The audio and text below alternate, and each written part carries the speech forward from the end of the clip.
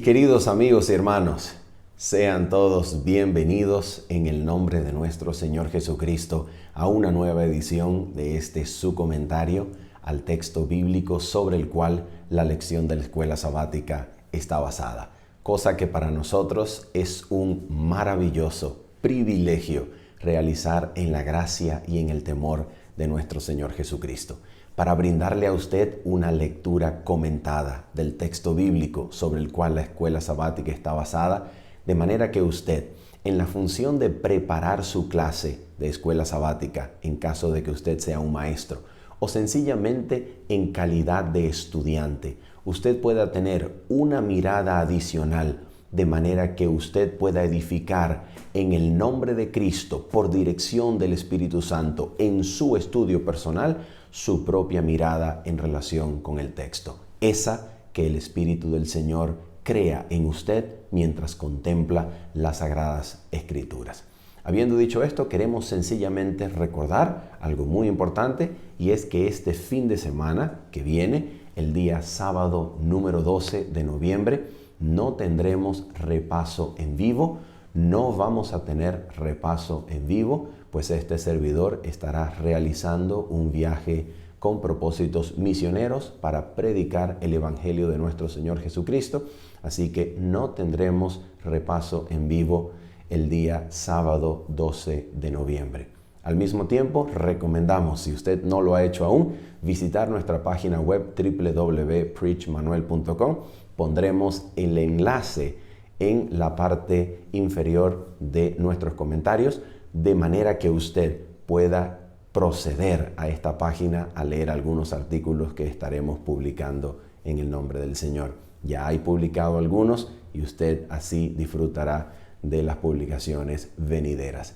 Habiendo dicho esto, vamos entonces a orar en el nombre del Señor y de inmediato nos introducimos a este maravilloso estudio, como es comprender bíblicamente la victoria de Cristo sobre la muerte, que es de lo que se trata nuestra lección número 7. Oramos juntos.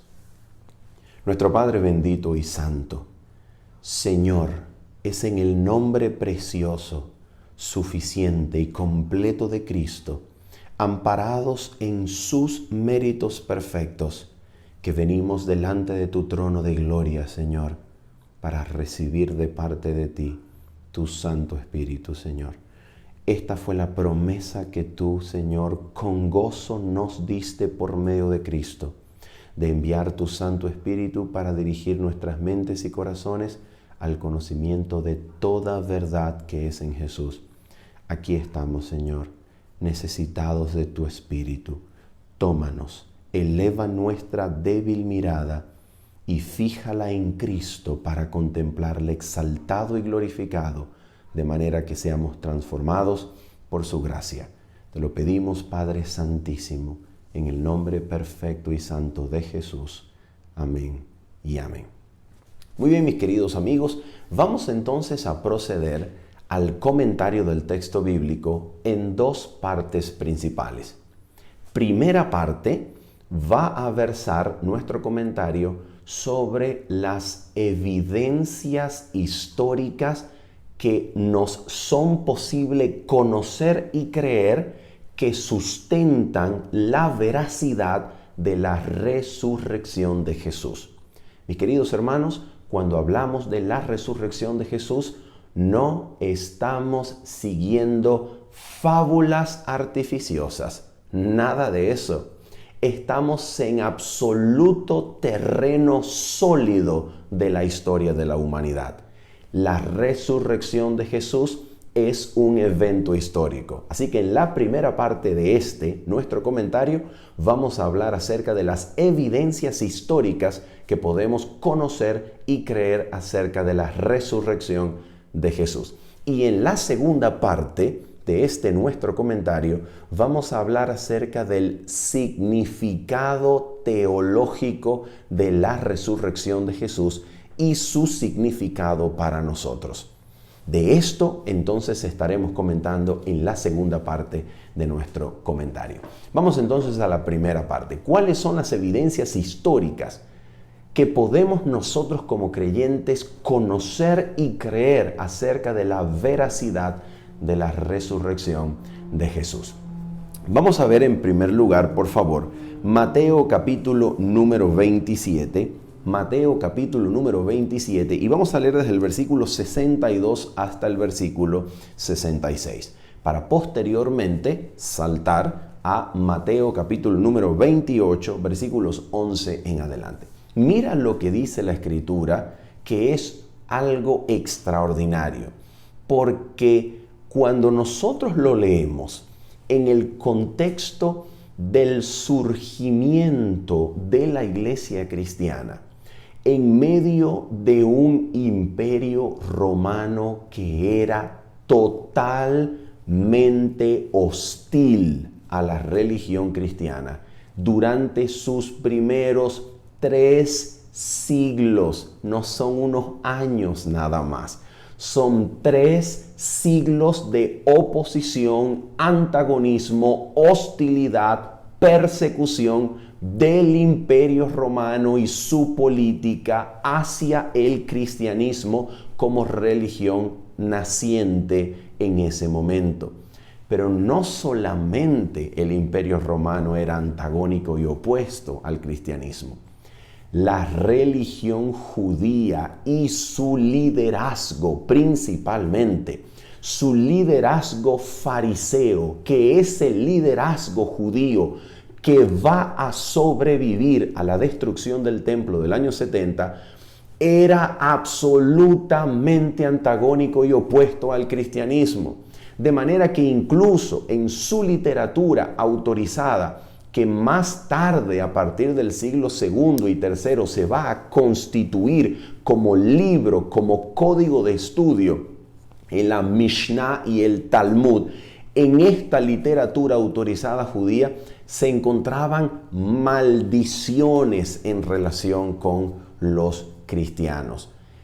La historia muestra este antagonismo, de manera que la religión cristiana no pudo ser en sus comienzos un instrumento de control social, como si la religión cristiana fuese sencillamente una sierva al servicio de la autoridad. No, no y no. La religión cristiana era en sus comienzos un problema, un desafío para la autoridad, tanto para el imperio romano como para la cúpula de poder judío, que va a sobrevivir a la destrucción del templo en aquel rabinato, en aquellos rabinos que van a reunirse, según la tradición judía, alrededor de Jamnia, para formar lo que se conoce como el judaísmo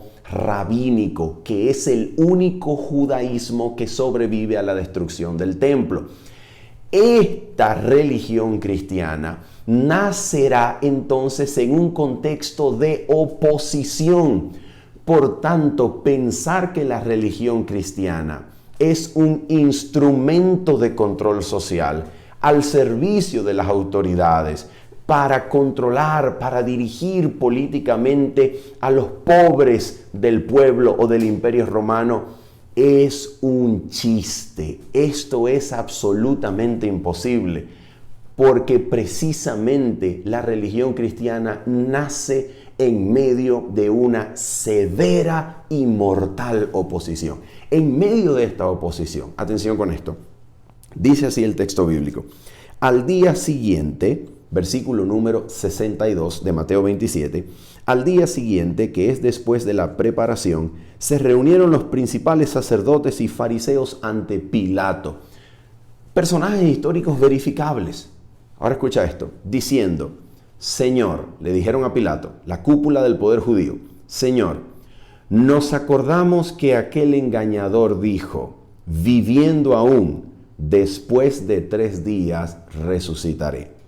Manda pues que se asegure el sepulcro hasta el 3er día, no sea que vengan sus discípulos de noche y lo hurten y digan al pueblo, resucitó de entre los muertos, y será el postrer error peor que el primero. Ahora nota esto. Y Pilato les dijo: ahí tenéis una guardia. Id, aseguradlo como sabéis. Entonces ellos fueron y aseguraron el sepulcro, sellando la piedra y poniendo la guardia. Mis queridos amigos, el sepulcro de Jesucristo quedó asegurado por la presencia de una guardia romana. Guardia a la que le era sentencia de muerte no cumplir con su deber o cometido. Quedarse dormido en la madrugada era sentencia de muerte. Esta guardia estaba acostumbrada a realizar su trabajo. Su trabajo era en este momento impedir, por causa de los intereses de Roma, aunado con los intereses de la cúpula del poder judío, que esta tumba fuese violentada, que el sello de autoridad romana no fuese roto y que nada paranormal, extranormal, extraordinario ocurriera en ese momento. ¿Qué es lo que ocurre? Lo que ocurre es, mis queridos amigos y hermanos, que el judaísmo y el imperio romano, para deshacerse del cristianismo, para destruir el cristianismo, lo único que tenía que hacer era tomar el cuerpo muerto de Cristo y presentarlo delante de numerosos testigos para mostrar la mentira de los que predicaban y pregonaban que Jesús había resucitado. Si el cristianismo quería ser destruido desde sus mismos comienzos, lo único que necesitaba el judaísmo era conseguirse un cuerpo. Y ese cuerpo presentarlo como el cuerpo de Cristo crucificado. Y así acabar con los rumores de su resurrección. Pero por amor al cielo, esto no fue posible. ¿Y por qué no fue posible? Porque la tumba quedó vacía. Bendito y santo Cristo, que dejó la tumba vacía. Esta tumba quedó vacía porque no había forma de demostrar que en realidad el mito de que los discípulos habían venido y habían robado el cuerpo era cierto, era verdadero. No había forma de mostrarlo. ¿Por qué? Mira lo que va a ocurrir en el relato compuesto, fraguado entre el poder judío y el poder romano. Mira el relato. Escucha esto. Mateo capítulo número 28, versículo número 11 en adelante. Mientras ellas iban, he aquí unos de la guardia, fueron a la ciudad y dieron aviso a los principales sacerdotes de todas las cosas que habían acontecido. ¿Cuál fue el anuncio? Jesús resucitó. El ángel más poderoso del cielo fue enviado, diciéndole al Hijo: Hijo de Dios, tu Padre te llama. Bendito y santo Señor. Y el Señor que había dicho: nadie me quita la vida. Yo la pongo para volver a tomarla. Ese mismo Señor, al oír la voz de autorización del ángel más poderoso del cielo, que le autorizaba para levantarse de la tumba, bendito y santo Señor, salió victorioso, pues la muerte no podía retenerle. Y ante el llamado del ángel más poderoso del cielo, y por intervención, como le veremos, del Espíritu de Dios, Jesucristo salió de la tumba. Y ahora mira lo que dijeron acerca de este acontecimiento. Escucha esto. Versículo 12 de Mateo 28. Y reunidos con los ancianos y habido consejo, dieron mucho dinero a los soldados. Y ahora mira la historia. Escucha. Diciendo: decid vosotros, sus discípulos vinieron de noche y lo hurtaron estando nosotros dormidos. Una pregunta. Si estaban dormidos, ¿cómo supieron que los discípulos vinieron y los robaron? ¿Se dan cuenta lo ilógico de la mentira? Lo ilógico de este supuesto acontecimiento. ¿Se dan cuenta? Mira, si una persona está dormida, ¿cómo va a saber lo que sucedió? Y no solamente eso, escucha esto, mira lo que viene después, versículo 14. Y si esto lo oyere el gobernador, Pilato, escucha esto, nosotros le persuadiremos y os pondremos a salvo. ¿Por qué? Porque merecían la muerte. Decir la guardia romana que se había quedado dormida y que en medio de ese sueño los discípulos vinieron y robaron el cuerpo, era firmar su sentencia de muerte. ¿Qué es lo que está sucediendo?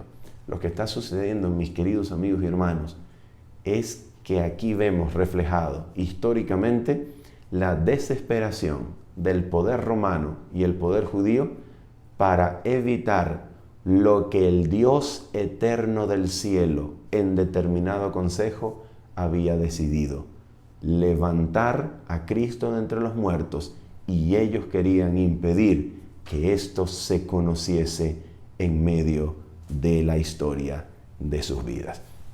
Ellos estaban dispuestos a hacer lo que sea por impedir que se dijese: Cristo ha resucitado, pero eran incapaces. Ahora mira esto. Vamos a mirar algo que es extraordinario en el contexto de la historia donde esto va a ocurrir. Vamos a analizar el surgimiento de la iglesia cristiana, que surge precisamente con la aseveración de la resurrección de Cristo. Mira esto, atención con esto. Supongamos que la resurrección de Cristo haya sido una mentira acordada por sus 12 discípulos. Porque de acuerdo con un registro histórico, Jesús primero aparece a los 12, a su círculo más cercano, y luego va a aparecer, como dice Primera de Corintios 15, va a aparecer a algunos 500 hermanos. Ahora mira esto. Si la resurrección de Jesús es una mentira fraguada, creada en el seno de sus discípulos más cercanos, quiere decir que una amenaza seria y una real y genuina tortura de muerte para este seno cercano al Maestro hubiese bastado para eliminar semejante rumor de resurrección. ¿Por qué?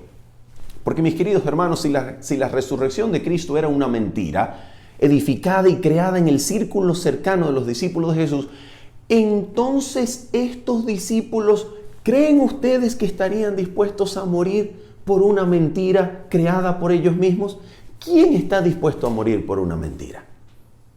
¿Quién está dispuesto a ser torturado a muerte, con azote, con látigos, amenazados con ser echados a las bestias, dejando el cuerpo allí devorado por los animales? ¿Quién está dispuesto a entregar su sangre hasta la muerte por causa de una mentira? Si la resurrección de Cristo era una mentira, ¿ustedes creen que Pedro iba a soportar ser crucificado boca abajo? Andrés crucificado en forma de cruz, Santiago atravesado con una lanza y todos los demás apóstoles torturados a muerte.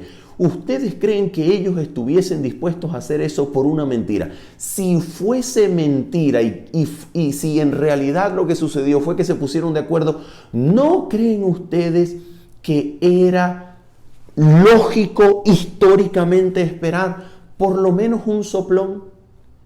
Por lo menos uno que, no soportando la tortura, dijera: ya, basta, lo reconozco. Nosotros los discípulos creamos el rumor de su resurrección. Lo reconozco, miren, aquí está el cuerpo, lo encerramos y lo ocultamos debajo de... ¿No creen ustedes que eso hubiese ocurrido? Mis queridos amigos y hermanos, ante la tortura y la amenaza de muerte, Un soplón es lógicamente lo que social, histórica, psicológicamente se espera de cualquier ser humano. Y es más, no de cualquier ser humano, de un grupo de 12, de 120, de 500. Ni un solo soplón, ni uno solo. Exactamente, ni uno solo. ¿Por qué? Porque en medio de la oposición, en medio de la persecución del Imperio Romano y de la cúpula del poder judío, la única forma de que la iglesia cristiana surgiera era que este acontecimiento de la resurrección fuese absolutamente cierto. Y ellos conocían la muerte con valentía porque sabían que habían visto al resucitado con poder sobre la muerte. Por tanto, ya no había temor en ellos ante la muerte. Ya la muerte no significaba amenaza real, porque la muerte había sido quebrantada y su poder quedó en la tumba cuando Cristo salió de la muerte victorioso, prometiendo resurrección, galardón para todo aquel que le espere fielmente. ¿Te das cuenta? Por esa razón, mis queridos amigos y hermanos, la historia del desarrollo, el nacimiento o surgimiento de la iglesia cristiana hubiese sido imposible de explicar históricamente si la resurrección hubiese sido una mentira. La resurrección, mis amigos, es una absoluta veracidad, realidad histórica. Vamos a mirar ahora lo que la Biblia nos enseña acerca de los testigos. De acuerdo con Mateo, capítulo número 27, Mateo capítulo número 27, se nos dice en el versículo 51 lo siguiente, y vamos a leer algunos versículos en adelante. Dice, versículo 51 de Mateo 27, dice: y he aquí, el velo del templo se rasgó en dos, de arriba a abajo, y la tierra tembló y las rocas se partieron. Versículo 52. Y se abrieron los sepulcros, y muchos cuerpos de santos que habían dormido se levantaron. Y saliendo de los sepulcros, después de la resurrección de él, vinieron a la santa ciudad y aparecieron a muchos. A este grupo de testigos que pueden verificar con sus propios ojos la realidad de la resurrección, se le va a unir, según 1 Corintios 15, lo siguiente. Escucha esto. Versículo número 5 de 1 Corintios, capítulo número 15. Versículo 5 en adelante. Dice, vamos a leer desde el 4 para tener un mejor contexto. Y que fue sepultado, hablando de Cristo, y que resucitó al tercer día conforme a las Escrituras. Versículo número 5. Y que apareció a Cefas y después a los 12. Versículo 6. Después apareció a más de 500 hermanos a la vez, de los cuales muchos viven aún y otros ya duermen. Mis queridos amigos y hermanos, 1 Corintios es un documento histórico. Un documento histórico de amplia circulación para ser leído públicamente en congregaciones de Corinto. ¿Ustedes creen que si el Imperio Romano, el poder judío, hubiese sido capaz históricamente de negar la veracidad de la religión cristiana, la veracidad de la resurrección de Jesús, ustedes creen que este poder romano y poder judío no hubiesen sencillamente podido tener escritores, autores, testigos que dijeran, no, ellos mienten, no hay testigos de la resurrección, aquí está el cuerpo, lo hemos encontrado? ¿Por qué razón no les fue posible detener la religión cristiana, detener su crecimiento. ¿Por qué no le fue posible? Porque históricamente no podía ser negada. No podía ser negada. Y allí donde los cristianos, durante los 3 primeros siglos de la historia de la iglesia cristiana, eran capaces de morir como mártires, quemados en hoguera, crucificados, cuyos cuerpos eran lanzados a las bestias salvajes para hacer espectáculo de entretenimiento, con familias enteras, allí donde la sangre de los cristianos regaba la tierra, nacían más y más cristianos. ¿Por qué? Porque esta era una afirmación real, histórica y verificable. Cristo había resucitado y se había sentado a la diestra del Padre, investido de gloria y poder para interceder por nosotros. Y esa verdad ligaba el corazón de cada creyente con el Padre de gloria con una fuerza y un lazo imposible de romper, salvo la decisión propia, de manera que todo el que escuchaba esto y se aferraba al Cristo resucitado, valientemente enfrentaba la muerte. De esto se trata. De esto se trata. Mis queridos amigos, hay evidencia histórica. De otra manera, el surgimiento de la iglesia es históricamente, socialmente, psicológicamente imposible de explicar en términos que puedan ser racionalmente comprendidos. Imposible de explicar. Es un hecho. Cristo resucitó y la mayor prueba fue el surgimiento de la iglesia cristiana en medio de este contexto de real oposición, persecución y muerte por parte del Imperio Romano y el poder judío. Vamos ahora a mirar en nuestra segunda parte la comprensión bíblica, teológica de la resurrección de Jesús. ¿Cuál es el significado teológico de esta resurrección? ¿Qué es lo que implica la resurrección del Señor? Para eso nosotros vamos a mirar en primer lugar Primera de Corintios capítulo número 15. Y vamos a mirar lo que el apóstol Pablo dice acerca de la resurrección de Jesús en Primera de Corintios 15. Vamos allá, por favor. Y vamos a leer desde el versículo número 13.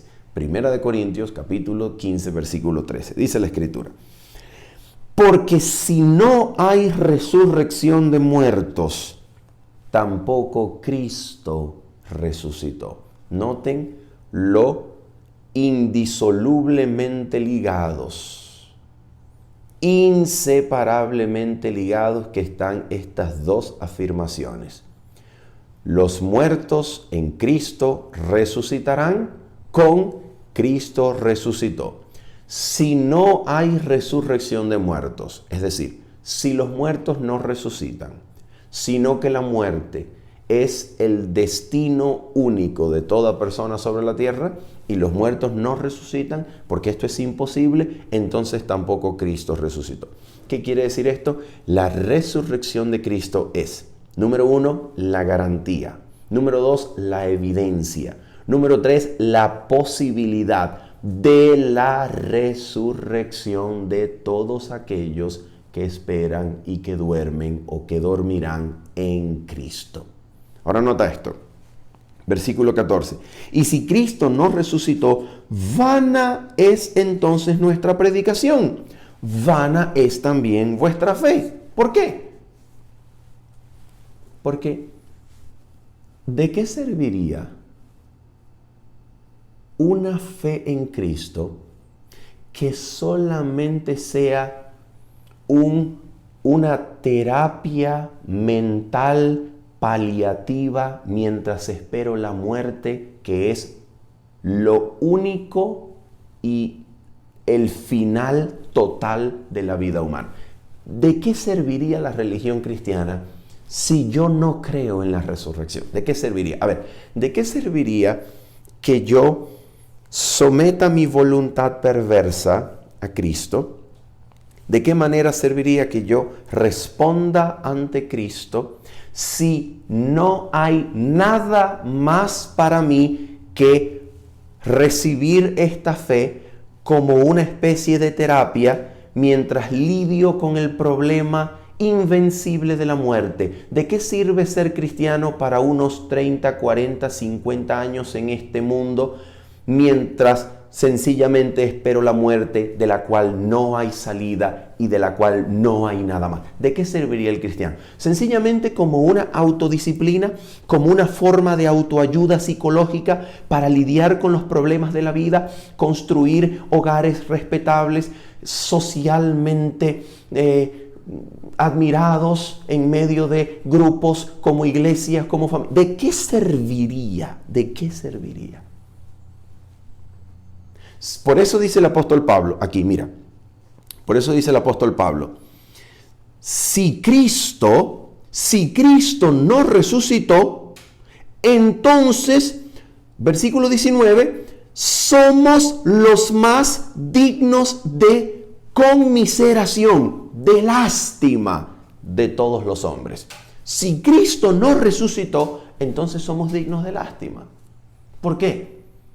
Porque nosotros sometemos, escucha bien, sometemos, damos todo lo que implique esta vida terrenal por causa de un ideal que es eterno, futuro.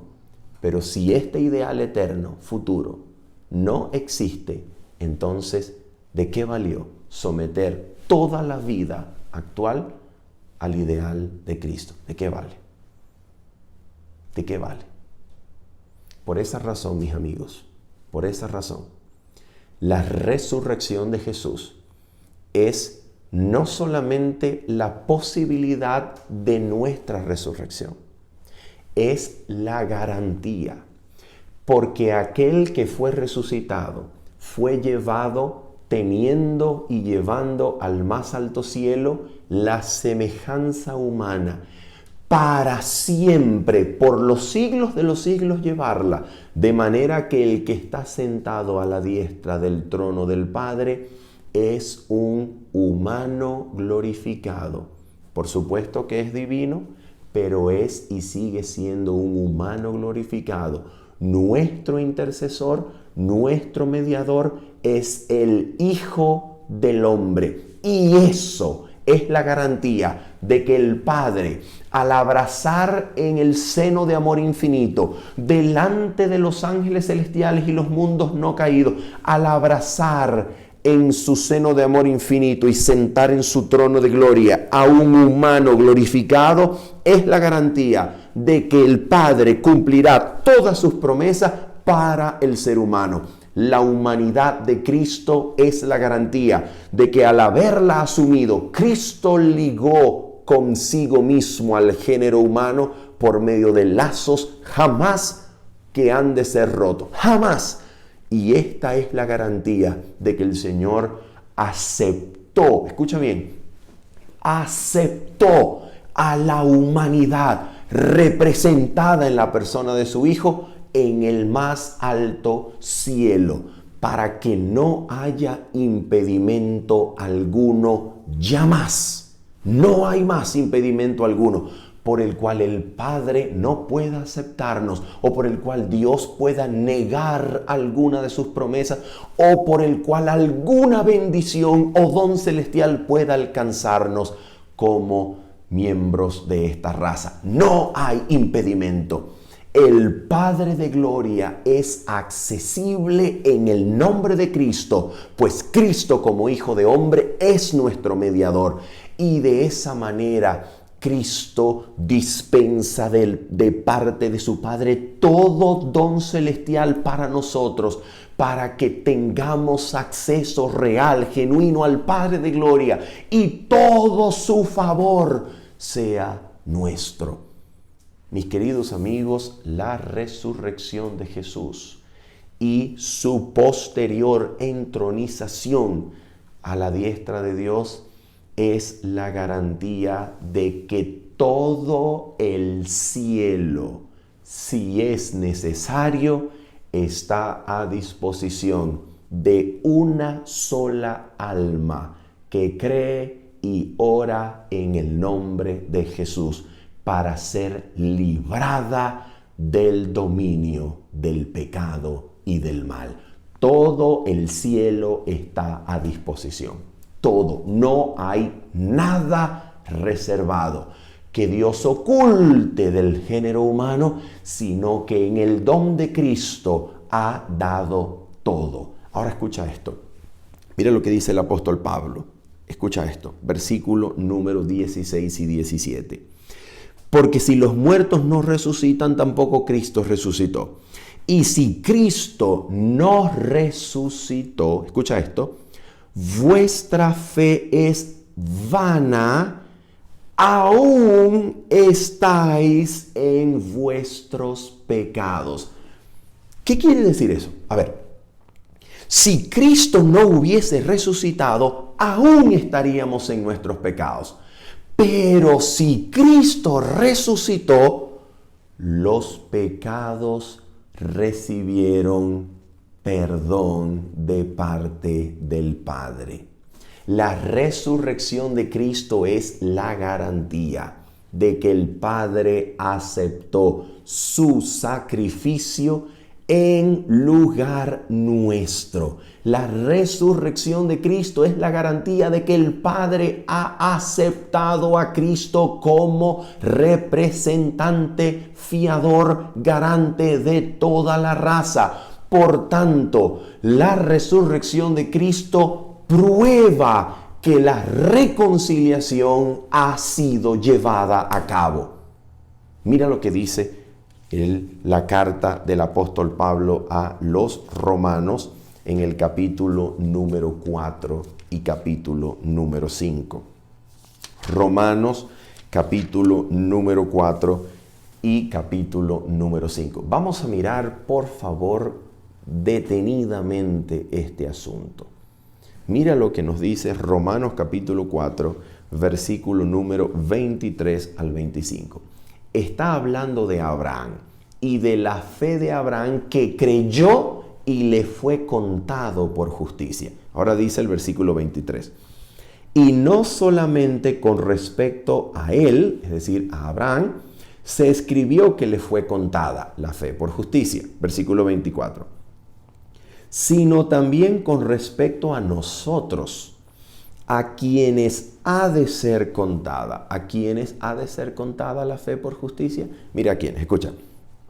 Esto es, a los que creemos en el que levantó de los muertos a Jesús, Señor nuestro. Y ahora va a hablar acerca de la resurrección de Jesús. Escucha lo que dice. El cual fue entregado por nuestras transgresiones y resucitado para nuestra justificación. Permítanme decirles que esta es una traducción conjeturada, una traducción que no es en realidad lo que el texto griego dice. ¿Por qué razón? Escucha por qué. La estructura gramatical de la primera frase, cuando dice fue entregado por nuestras transgresiones, esa estructura es una preposición griega que es dia, ¿ok? Dia, seguida por un acusativo. Cuando hay un dia seguido por un acusativo, se ha de leer a causa de. En otras palabras, el elemento A causa el elemento B. ¿Ok? Ahora mira esto. Mira lo que dice aquí. Escucha esto. El cual fue entregado, vamos a leer, a causa de nuestras transgresiones. Por causa de nuestras transgresiones. Pregunto, ¿qué cosa fue primero? ¿Fue primero la entrega o fue primero nuestras transgresiones? ¿Qué fue lo que ocurrió? De acuerdo al pasaje, tal como se lee en Romanos 4:25, nuestras transgresiones eran una realidad que demandaron y causaron que Cristo fuese entregado. Esta misma estructura gramatical, dia más acusativo, que ha de leerse a causa de, es exactamente la misma estructura que se repite en la última y segunda frase del versículo. En esta frase, escucha. Y resucitado, Jesús fue resucitado por causa de nuestra justificación. Según la estructura del pasaje, en absoluto paralelo con la primera parte del pasaje, nuestra justificación, de acuerdo con la forma en que en el griego esto está escrito, nuestra justificación era ya una realidad que demandó la resurrección. En otras palabras, primero, de acuerdo con el pasaje, fue nuestra justificación y esta realidad ya existente demandó la resurrección de Cristo. Nuestra justificación ya existente como realidad causó o demandó la resurrección de Cristo. ¿Por qué? Porque de acuerdo con 1 Corintios, la resurrección de Cristo es la prueba, la evidencia de que Dios ha perdonado el pecado en Cristo. ¿Te das cuenta? Y por causa de su resurrección, nosotros podemos saber, ya no estamos más en nuestros pecados. Pero si no hubiese resucitado, aún estaríamos en nuestros pecados. Y esa es la razón por la cual el siguiente capítulo, Romanos capítulo 5, está en absoluta concordancia con esta idea. Mira lo que dice el capítulo número 5, versículo número 8, hasta el versículo número 10. Mira lo que dice. Mas Dios muestra su amor para con nosotros. Escucha esto. En que siendo aún pecadores, aquí no era la iglesia, no era la iglesia arrepentida, no eran los cristianos arrepentidos, aquí habla de pecadores. Y en el contexto habla de enemigos. Escucha esto. Pues si siendo aún pecadores, Cristo murió por nosotros. Ahora escucha esto. Versículos 9 y 10. Pues mucho más, estando ya justificados en su sangre. Pregunto, ¿dónde ocurre la justificación de quienes eran enemigos de Dios? ¿Dónde ocurre? En su sangre. Y eso es una palabra, una frase que con absoluta seguridad refiere a la muerte. Y esa seguridad la encontramos en el paralelo exacto con el siguiente versículo. Mira lo que dice. Pues mucho más, estando ya justificados en su sangre, por él seremos salvos de la ira. Versículo 10. Porque si siendo enemigos, fuimos reconciliados por Dios. El versículo 9 decía, en su sangre. Aquí dice, por la muerte de su Hijo. Entonces, ¿dónde ocurre la reconciliación? La reconciliación ocurre en la sangre, por la muerte. Y esto ocurrió cuando éramos pecadores y enemigos, como raza entera. En Cristo, en su sangre, en su muerte, se obró la reconciliación, que de acuerdo con el paralelo entre el versículo 9 y versículo 10 de Romanos 5, esa reconciliación es una y la misma cosa con justificación.